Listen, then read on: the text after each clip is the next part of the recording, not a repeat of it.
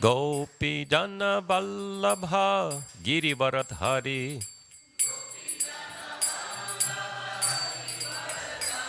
Gopi Jana Vallabha Girivaradhari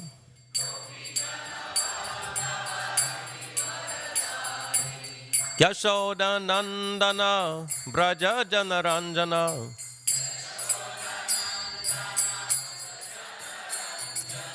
Yashoda Nandana Braja Janaranjana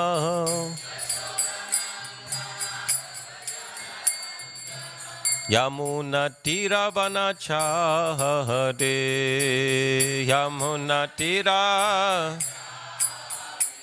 Yamuna Tiravana Chahade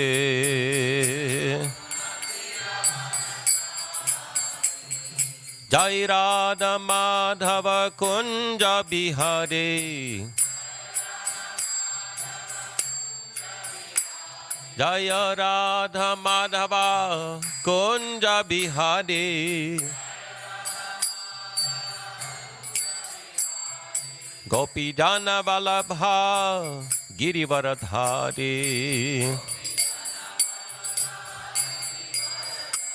Gopi Jana Vallabha Girivaradhari Yashoda Nandana Braja Janaranjana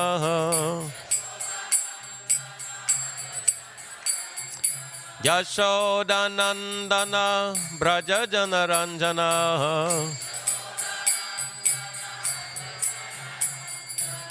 Yamuna Tiravana Chahade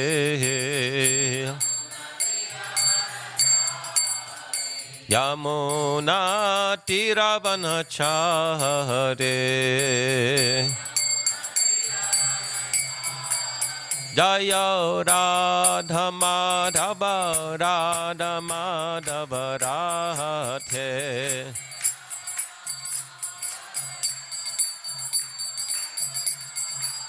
Jaya Rukmini Dwarkadish Rukmini Dwarkadish Rukmini Dwarkadish Rukmini Dwarkadish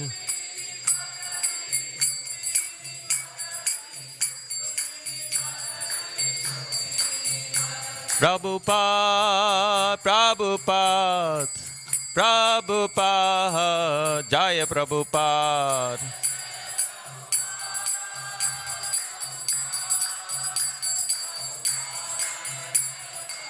Nitai Gaura Haribol, Haribol, Haribol, Nitai Gaura Haribol.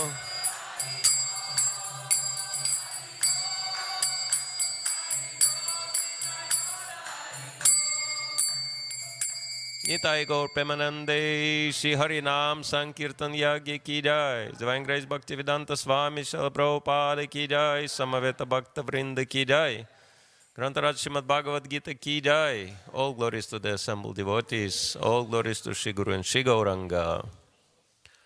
Om Gyantimirandasya Gyanandana Shalakaya Chaksharan Militam Yana Tasmai Shri Gurave Namaha Shri Chaitanya Manobhishtam Stapitam Yena Bhutale Swayam Rupa Kadamayam Dadati Swapadantikam Vanchakalpatarubhyascha Kripa Sindhubheva Patitanam Pavanebhyo Vaishnavebhyo Namo Namaha Nama Om Vishnupadaya Krishna Prestaya Bhutale Shrimati Bhaktivedanta Swami Niti Namine Namaste Saraswati Devi Gauravani Pracharine Nirvishesha Shunyavadi Paschatya Deshatarine Shri Krishna Chaitanya Prabhu Nityananda Shri Advaita Gadadhara Shiva Sadi Gaura Bhakta Vrinda Hare Krishna Krishna Krishna Hare Hare Hare Rama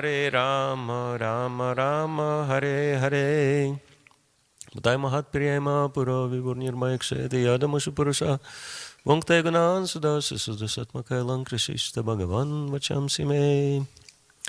Hare Krishna. So welcome everybody for the Sunday program. at the wonderful temple of Shri Shri Rukmini Dwarkadish, Jagannath Baladev Subhadra, Shri Shri Gaur Nitai. We are all very fortunate. I was thinking that sometimes people have lifelong memories of the great fortune of being invited to the royal palace.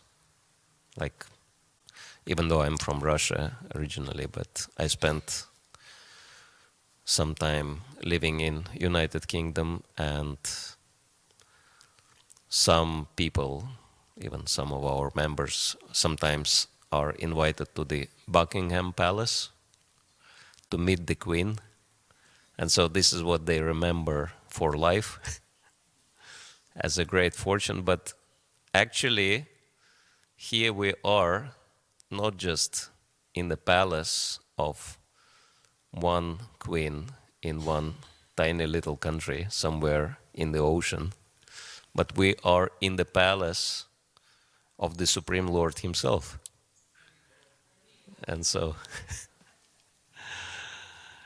but sometimes familiarity breeds contempt. We do not really recognize our good fortune. And so that's why we need to discuss what does it mean to practice Krishna consciousness daily to help us remember our position and our relationship with the Supreme Lord. And with your permission and blessing, we will read from Bhagavad-gītā as it is, translation and purport by His Divine Grace Bhaktivedanta Swami Srila Prabhupada, because this was the book which changed my life many years ago, more than 30 years ago, when I was really looking for spiritual knowledge. I knew that there is God my whole life, but I wanted to know a little more than what Bible or Quran or other scriptures describe. I wanted to know who is God, where does He live, what does He do, how does He look like? And I could never find answers to these very important questions, I think. And the most important, what kind of relationship I have with Him, right? If He created me, there must be some purpose behind, right? And He knows the purpose. Why did I come to this world? As Mark Twain is saying that there are two most important days in your life. The first one is the day you were born, and everyone knows that. Everybody celebrates their birthdays. And it is true, according to Vedic scriptures, human life is very rare opportunity for spiritual advancement. So, yes, human birth is important. But then there is another day which is even more important. And he says, this is the day when you understand why. Why have I taken birth? That's more important than just taking birth. And so I wanted to know all these things. And I could never find an answer. And of course, these were the time when Russia was fully communist country with strict, we can say,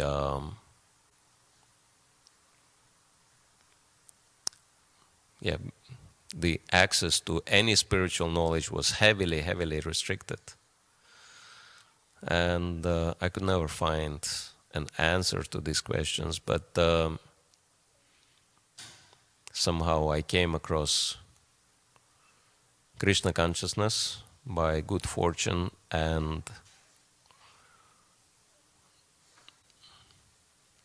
actually it was interesting. I don't know how many of you heard about that, but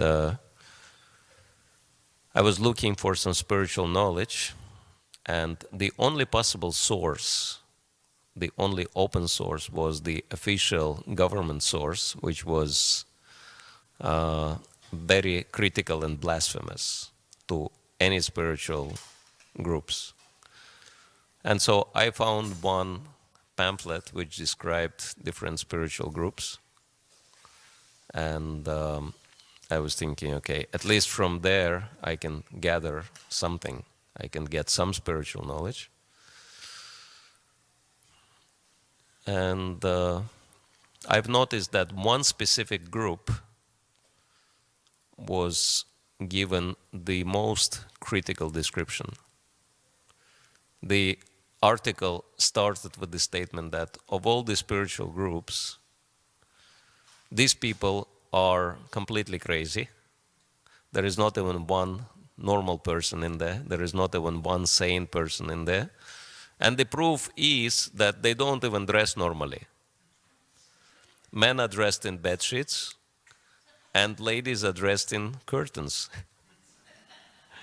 And then they smear dirt on their foreheads, and men are also shaving heads, but not completely. Some part of the head remains unshaven. And looking like that, they go out on the street, and then they harass people for money. And they try to push some books which no one can understand onto people. And when they don't get much success with that program, then become very frustrated. And out of frustration, sometimes they shout very loudly, and sometimes they murmur to themselves meaningless words. And then the example of meaningless words was given. Hare Krishna, Rama Rama, Hare Hare. And I knew absolutely nothing about the movement. But I was thinking, well, first of all, communists were my enemies. And so the reverse psychology worked here. I was thinking, if communists hate these people so much, these must be the best people. And so I want to find out more who these people are. And also their claim that these people are crazy cannot be substantiated, because crazy people, first of all, they can never follow any discipline, right? But these people obviously followed certain discipline.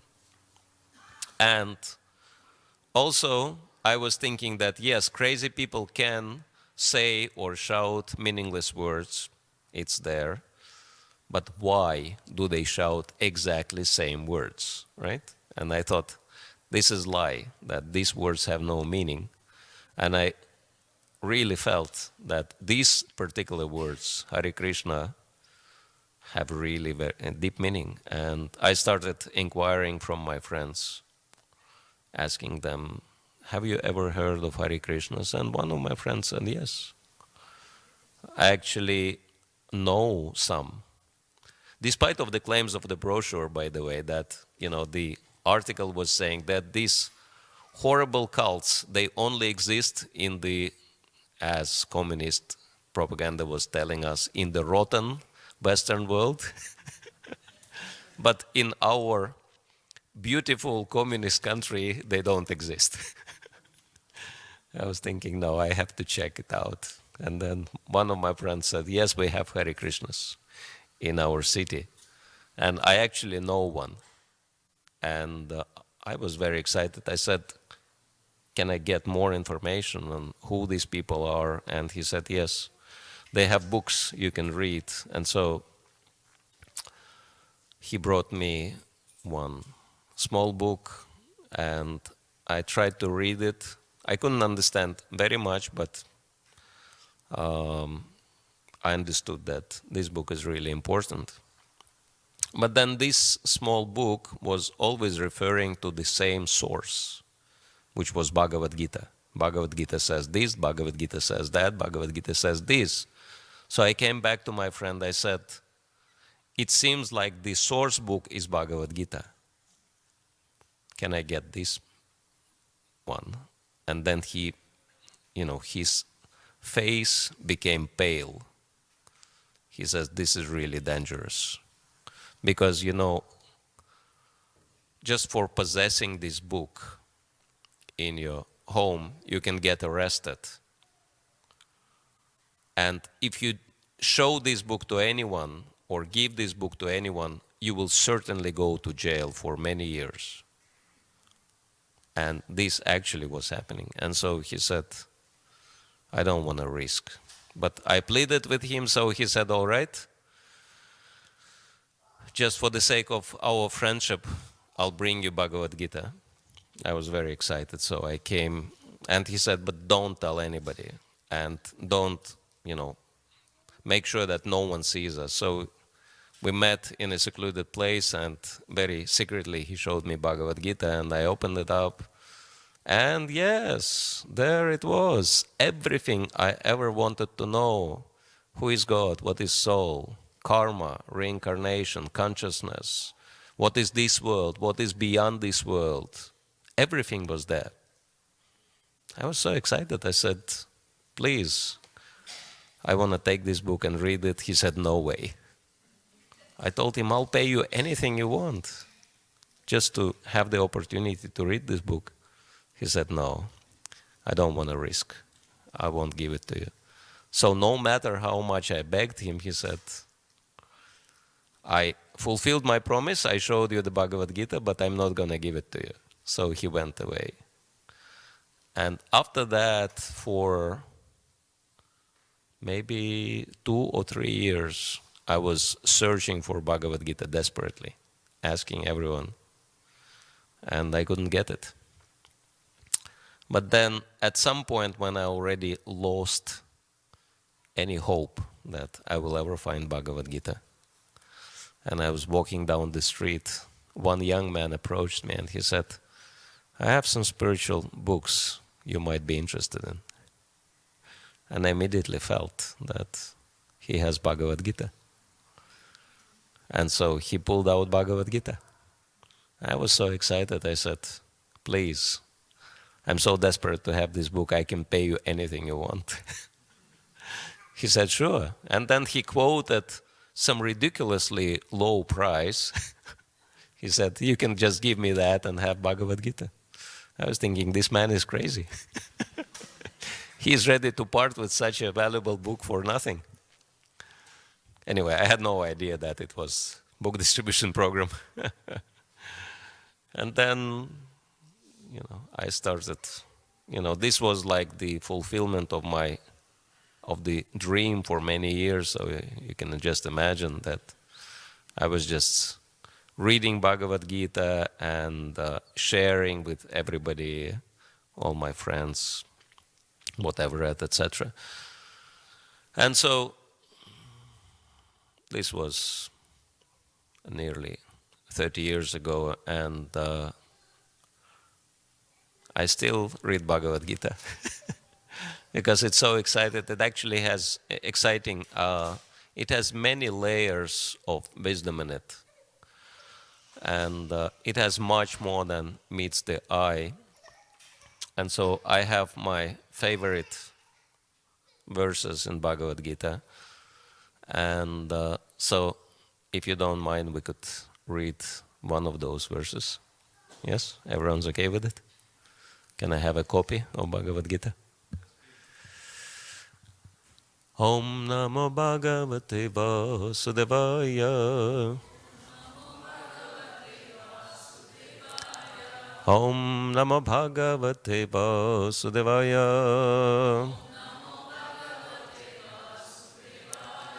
Om Namo Bhagavate Vasudevaya.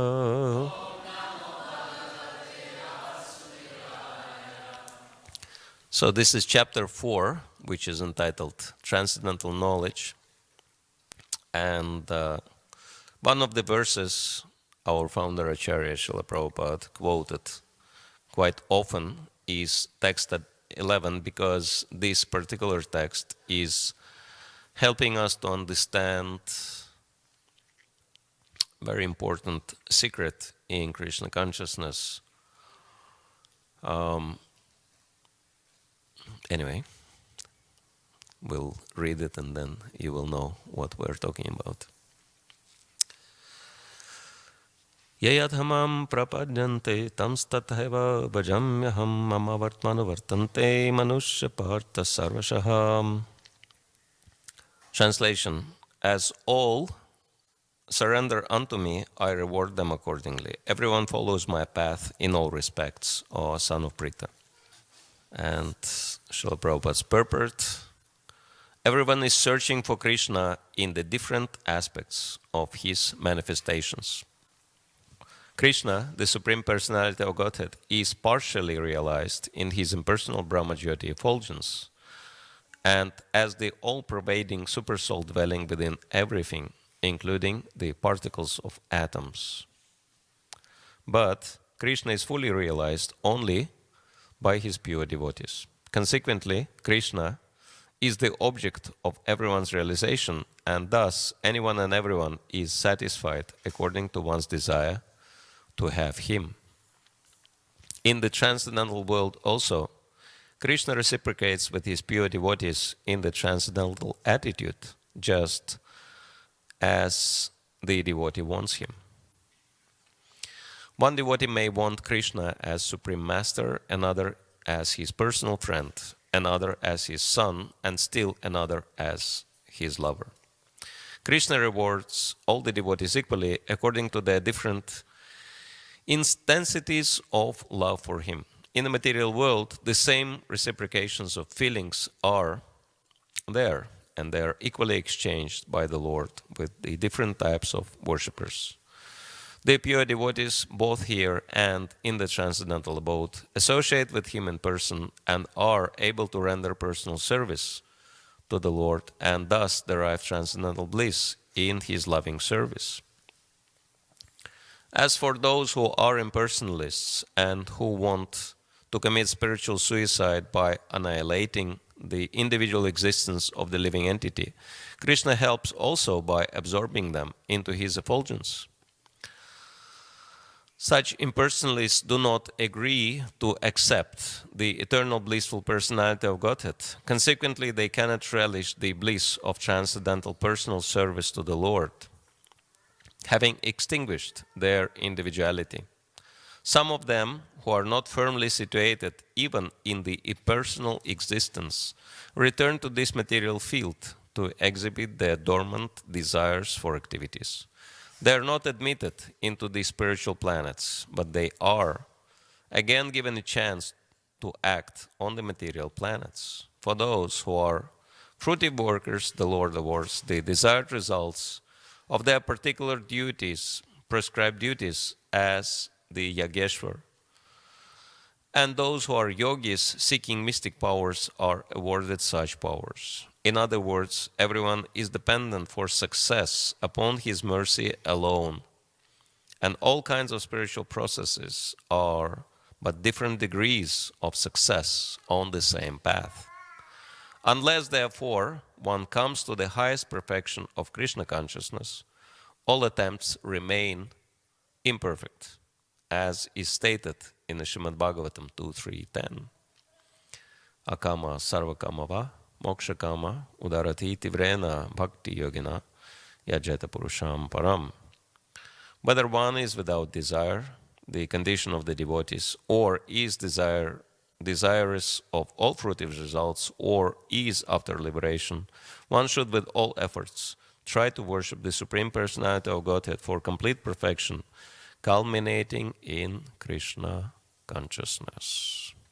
Srila Prabhupada ki jai. Yayatha mam prapadyante tamstata bhajamyaham mama vartmanu vartante manushya partha sarvashaha.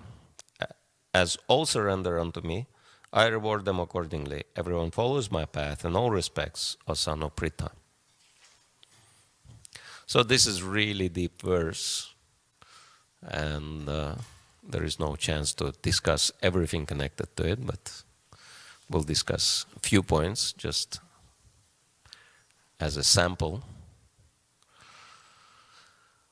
So, one statement which appears in this verse mama vartmano vartante manusha partha sarvasha, which means that everyone follows my path in all respects as anuprita, is also repeated. First, it appears in the 3rd chapter, and it is repeated here. So, but someone may doubt this statement. How is Krishna is claiming that everyone follows my path in all respects, right? Because how many Hare Krishnas are there? Not too many, right? So, and normally, if we take things externally, yes, there are only Hare Krishnas who follow Krishna's path. But Krishna says, Sarvasha, Manusha Partha Sarvasha, everyone follows, all human beings follow my path in all respects. So what does it mean? It means very simple thing, path. Just imagine a path.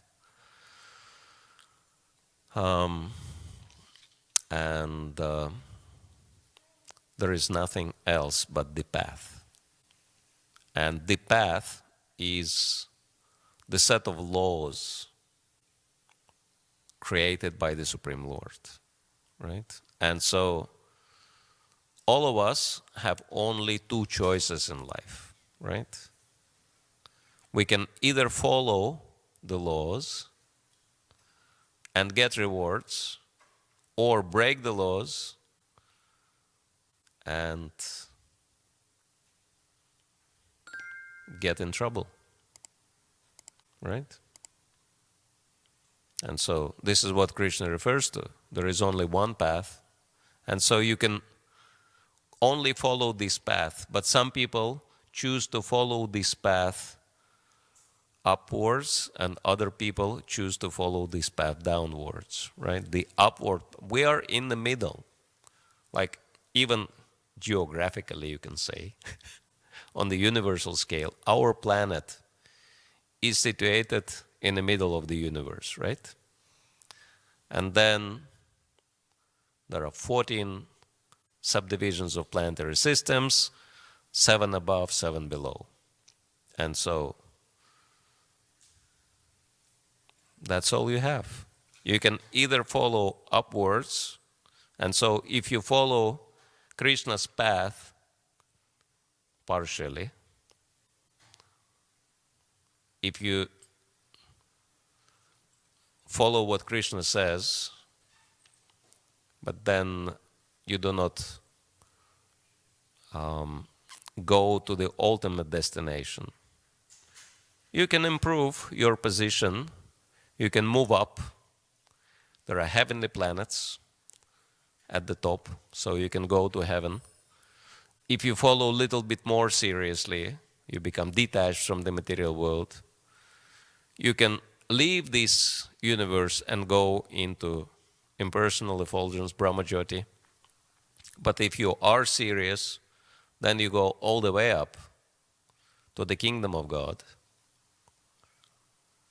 Vaikuntha or Goloka Vrindavan, and intelligent people choose this destination for the simple reason that even if you go to heaven, still the heaven is in the material realm and the life there is temporary. We were passing by today through Malibu and looking at the houses of all the wealthy people living there and discussing how much opportunities for enjoyment they have. And I was thinking, gosh, it must be really miserable for these people to die, right? If you have nothing, you know, you don't feel sorry if you have to die, okay, you know. You don't have much to lose, right? But you have so much, and just imagine you'll have to die, right? And death, there is one Russian author, and he's been pretty smart. He said, it's actually not a problem that we are mortal. The real problem is that we are abruptly mortal, suddenly mortal, right? It can happen at any moment. I mean, it is a fact that some people will not see tomorrow's sunrise, right? And who are these people? Nobody knows. It's like a lottery, right? Your number's up, and that's it. You won't see tomorrow's sunrise, right? And then you can imagine if someone is so wealthy and have so many things to enjoy, it must be a really, really miserable experience, right? To leave it all. So, as sure as death. And therefore, no matter how pleasurable situation is in the material world, the law of nature is the more you enjoy, the more you will have to suffer as a result of all this enjoyment and die. So that's why intelligent people don't want to go to heaven. They don't want to just improve their position because it's all temporary. You're going to lose it all. And so you want to go to the place which is eternal and which is full of bliss and knowledge, and have the position you will never have to lose, and live in the world where there are no sufferings, right? Because no matter how good the position in this material world, it is still the birth in a material world follows by disease, old age, and death, and threefold miseries. And therefore, intelligent people, tasyaiva heta prayateta kovido, they want to achieve the destination which is beyond this world. And so this is the path upwards, and we can choose how high we want to go. But there is also a path downwards, leading to misery, leading to ultimately hellish planets, hellish existence. And so this system is set by the Supreme Lord in this world, and we can either choose to follow the laws or break the laws. But still, you cannot avoid the laws. You cannot escape. I mean, in this material world, some people, if they're really tricky and smart, they can avoid material laws. But universal laws are immutable, as Srila Prabhupada was saying. And so that's why this statement is an absolute reality, that everyone follows Krishna's path in all respect. Everyone follows his laws, has to follow the laws. But the first thing Krishna says, yayatamam prapadyante tam statava bhajamyaham. As they surrender unto me, I reward them accordingly. And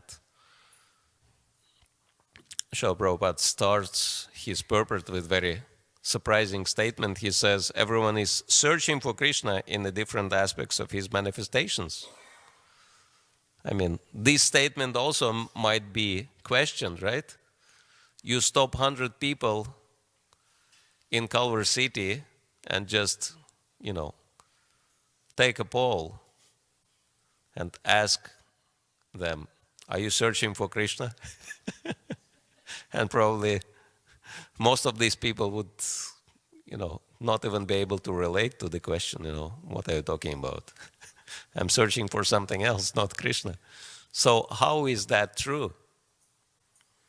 Well, because Krishna is all attractive, and everyone is attracted in this world basically by 6 things. Aishwaryasya, samagrasya, viryasya, yasha, shasriya, jnana, vairagya.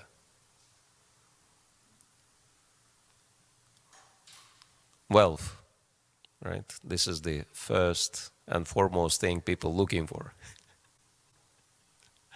There is one Russian joke that related to men.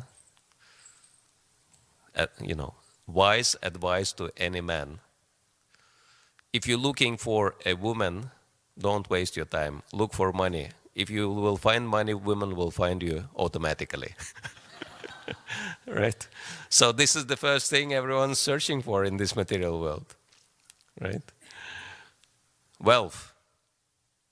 And then virya, power, yasha, fame, shriya, beauty. I mean, cosmetic industry is one of the most profitable industries on the planet because everyone is so interested in beauty. Jnana, knowledge, and vairagya. I mean, not many people looking for renunciation, but some people do, right? And so, who is giving? Who is the source of wealth? Who is the source of power? Who is the source of all these advantages in life? Some people may say, oh, I am the source because of my work, because of my efforts, I have achieved something, but is it really so? Because we can see that some people working very, very hard and they only get $20 an hour. Even that is pretty good for some people, right? But other people, they get $20,000 an hour or $200,000 an hour, right? These people do exist. So what's the difference, right? Are those people working harder? No. They don't work harder, they work smarter, right? And where did they get the intelligence, right? Who is the source of the intelligence? So we can understand if anyone gains anything in this world, it's been a blessing. There are our efforts, and certainly we have to make an effort. Even if I tell you, how many of you want this flower? Please raise your hands if you want this flower. Okay. But how many of you really want this flower? Okay. So we'll check how many of you really want this flower. Okay. No, I don't believe you. You're not very convincing. So you may want it as long as you want, but what do you need? Yes, I believe this lady really wants the flower. Welcome, because she made an effort, right? So two things are there. Our effort and mercy, right? And we can have so many advantages in life, but we still have to make an effort, right? Like the flower is offered, but still, at least one has to come and take it. And so, but we can see so many people making an effort, but they don't get the results because somehow they don't get the mercy from the above, mercy of the Lord. And so therefore, Krishna says, as they surrender unto me, I reward them accordingly. And this is very important for all of us to understand, because sometimes even it is relevant for those who already practice in Krishna consciousness, which I'm sure quite a few in here. So let me see the show of hands. How many of you are chanting Hare Krishna daily? Please raise your hands. Okay. So it's pretty much majority of the present here. But we can see that even amongst those who do chant Hare Krishna, people are getting different results, right? Some of those who chant Hare Krishna, they don't get much result, not much excitement. But other people, they live like in the, spiritual world by chanting Hare Krishna. I still remember one class given by my spiritual master. It was in Russia. And so he was telling the devotees that Krishna consciousness means festival every single day.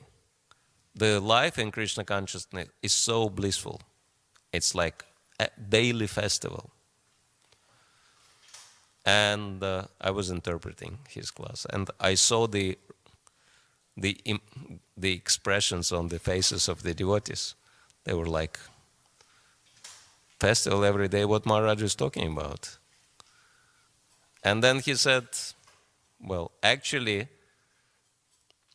believe me, Krishna consciousness is festival every day, because I'm here today and we have a festival, and I'll be going to the other place and we're going to have festival there as well. So Krishna consciousness means festival every day. And he also writes about his experiences, keeps diary of a traveling monk, and some people read the diary and they express doubts. They say, how is it possible that so many miracles keep happening with the same man again, and again, non-stop? He must be making things up. But I travel with him on regular basis, and I see what's going on.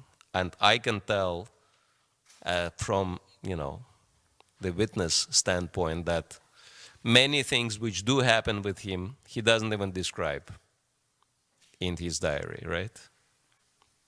Because they are so unbelievable, he just keeps quiet about these things, right? So it's actually much more than he writes. And so, how this is possible? That some people chant Hare Krishna and their life is so exciting and it's vibrant, it's full of bright colors, and it's like miracle every day. And other people chant Hare Krishna and it's, boring, or it's, like not much going on, etc. What to speak of, those people who don't chant Hare Krishna? It's just full-on misery, pretty much. And this is what Krishna is explaining here in this verse. As they surrender unto me, I reward them accordingly. Because it's not enough,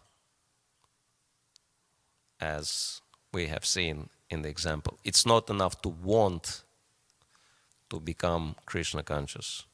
We have to make an effort. And effort means that we read Srila Prabhupada's books very carefully, and we implement the science in our lives. And then the more we follow what Krishna says, the more amazing Krishna consciousness will become for all of us. So Hare Krishna, thank you all very much. We still have a few minutes left. If anyone has any questions or comments, you're welcome. Yes, Prabhu, we have a microphone. Yes. Thank you, Prabhu, for your lecture. Beautiful. What I wanted to ask was, in Russia today, how is Hare Krishna accepted? Is it widely accepted? Does the government still put you in jail for reading the Bhagavad-gītā? What is it like in Russia? We're not prosecuted as it was before. Now it's more open. But now we have another force, and I hope they don't watch me from Russia for saying that, which prosecutes us. And this is, well, we can say one, a dominant religious tradition which wants to keep the whole country for themselves, and they want to eliminate all competition. And so it's a pretty hard one because they have a lot of political influence as well.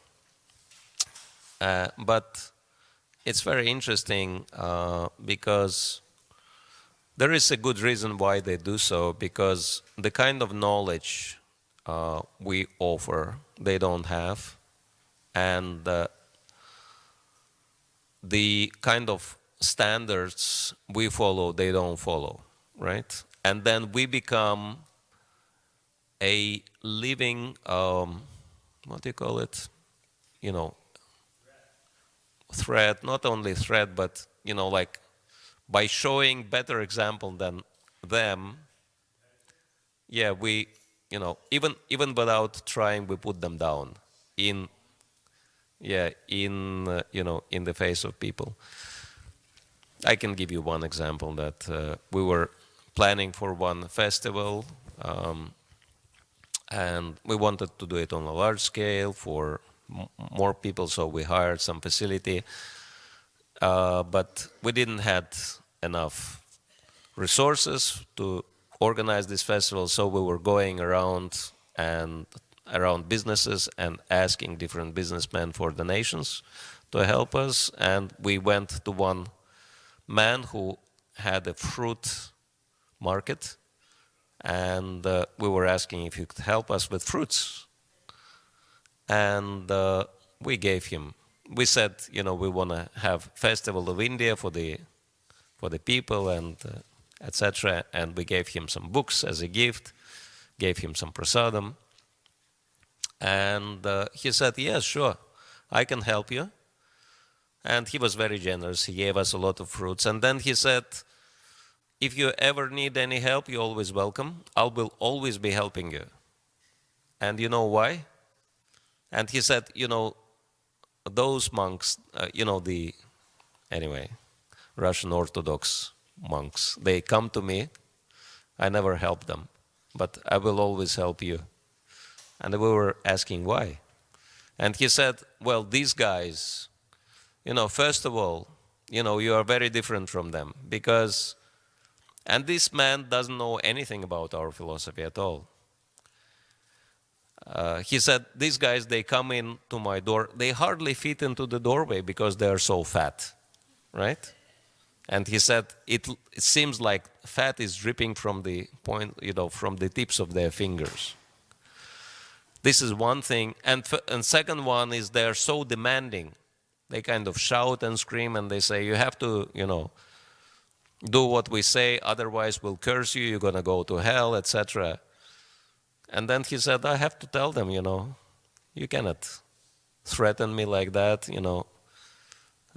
It's my choice. I can help you if I want to, but, you know, I don't really want to help you, and so you can just get lost and never come back, right? Because you behave yourself in such a way. But you guys, you are lean and thin, and you are so humble and you are so sweet.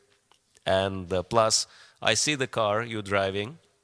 It's a very simple car. These guys, they drive, you know, really posh cars, and so why should I help them? They have so much, and they misbehave as well. And so this is just a regular man. And then he makes the comparison, and this is what's happening. And so they try to prosecute us, but, you know, so many people are supporting us, even without understanding our philosophy or anything. They just see, you know, the difference. And so, and actually not ordinary people, but even their own priests, funny enough, you know, they buy Srila Prabhupada's books and read Prabhupada's books because they want to have deeper spiritual knowledge than they have. And then, of course, they start chanting Hare Krishna on their beads because they have much deeper spiritual experiences. And so it's very interesting what kind of processes are happening in the country. So, I mean, in my experience, Krishna consciousness is not reversible. Once it enters, it develops no matter what. And so this is the most exciting thing about it. Yes. Okay, we should let the champion lady ask the question. Hello, my name is Nitika Sharma. It's the first time I'm here Oh, welcome. taking this class. That's good. It's lovely. I actually am here to learn the art of self-awareness and reflection with how your actions reflect others. I currently work for a hedge fund, and that serves me means of purchasing goods and living on my own. However, I feel like my path in life is to write and use my voice and project on the media to globalize certain things and fairness and such. And I'm here to just learn that and be guided by amazing gurus like you and really learn what my path is in life. And I wanted to ask, what classes, besides, I love yoga, I love meditation, but what other resources are there that are available to me? Resources in terms of knowledge?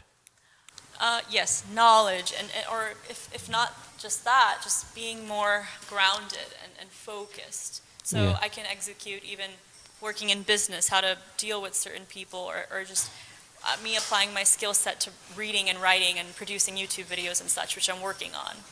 Yes, actually, Bhagavad-gītā and the knowledge of Bhagavad-gītā and the application of this knowledge is the greatest resource. I can give you an example, even from the business field.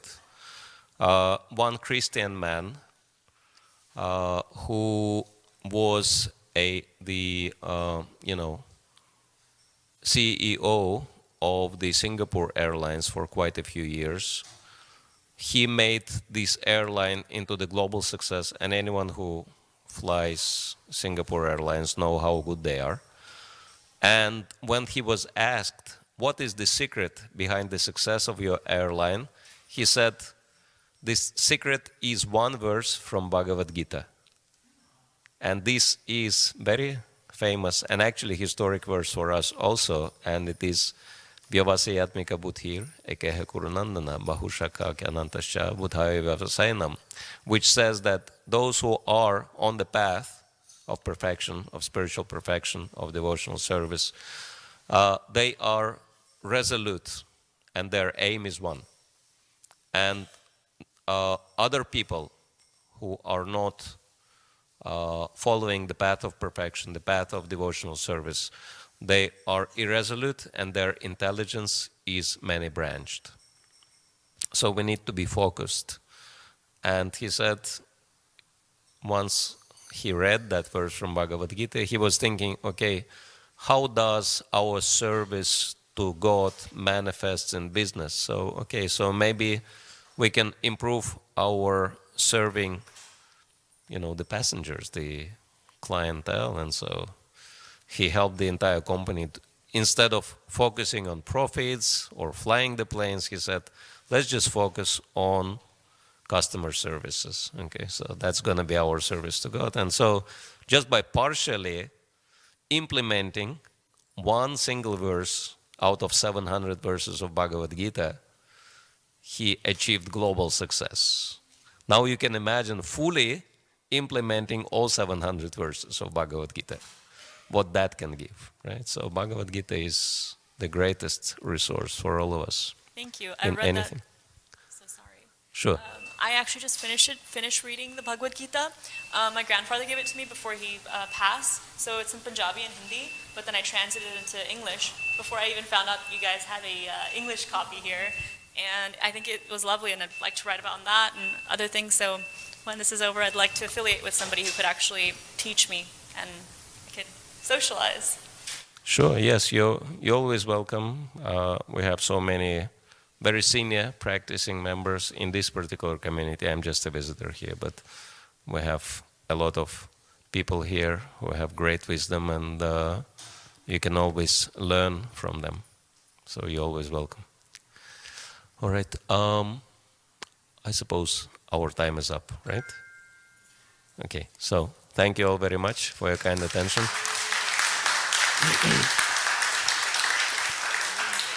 If anyone has any questions, you can always meet me individually. Hare Krishna. Srila Prabhupada ki jai.